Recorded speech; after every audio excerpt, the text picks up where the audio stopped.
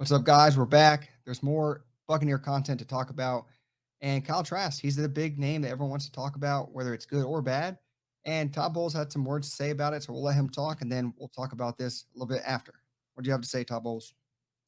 He was calm and he was in control of the offense, and that was great to see. He got put in a lot of situations that we practice that are hard to do in the game, and your first time playing that amount of time, and I thought he handled it well. So his composure and his poise, not panicking in 2 minutes, especially when he got to 3rd and 22 and we had 1st and 20 backed up.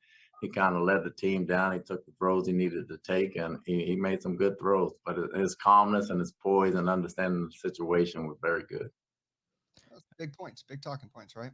Yeah, absolutely. It was, like he said, it was great to see just his progression from last year to this year, and his understanding of the offense was very apparent. Like he knew where to go with the football. His reads were good, and like he talked about, his poise inside the pocket was, I think, really good to see. Just the mechanics overall, his footwork, his arm was connected with his feet.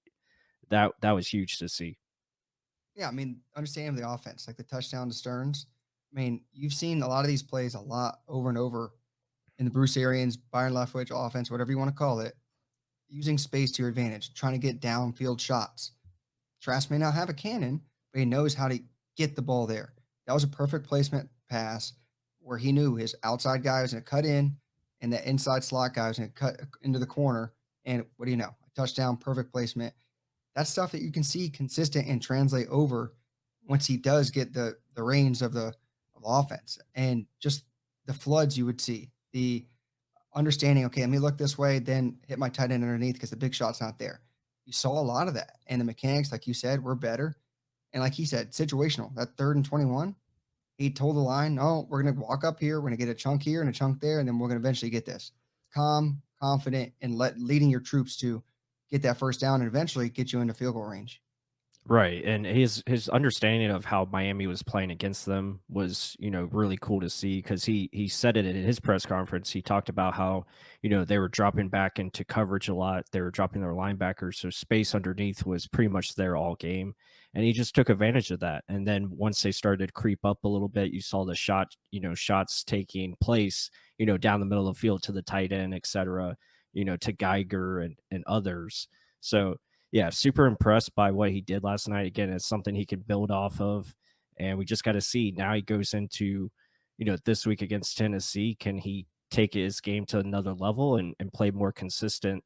Because you got to put it, back to back weeks. That's what we have to see from him, and it can't just be good one week and then bad the next. So, but overall, a lot to be impressed with. Mechanics, his mechanics are so much better than they were last year. Like that's so big for him. I know some will say, well, what about the bad? Yes, he did have an interception and he had a strip sack fumble that resulted in a touchdown. The interception, to be honest, I don't know how the hell that resulted in an interception. The guy caught it with his calves. And then strip sack, the left tackle gets beat immediately. Even Todd Bowles mentioned it in his press conference. Sometimes your guys got to stick in there. You can't predict, okay, my left tackle is going to get beat immediately.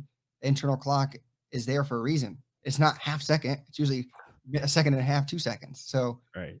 I mean, yes, it's still at the end of the day, he's the quarterback. He's responsible for what's happening with the ball. Interception, strip sack, it's going to be on him. But still, it's a team game. 11 have to work as one. It just didn't work out that time. No, agreed. And I think it's also that's what makes it more impressive because he was playing with new guys throughout this whole game. Like new guys were coming in and the execution is not always going to be perfect. And for him to continue to make plays, lead the offense, get points.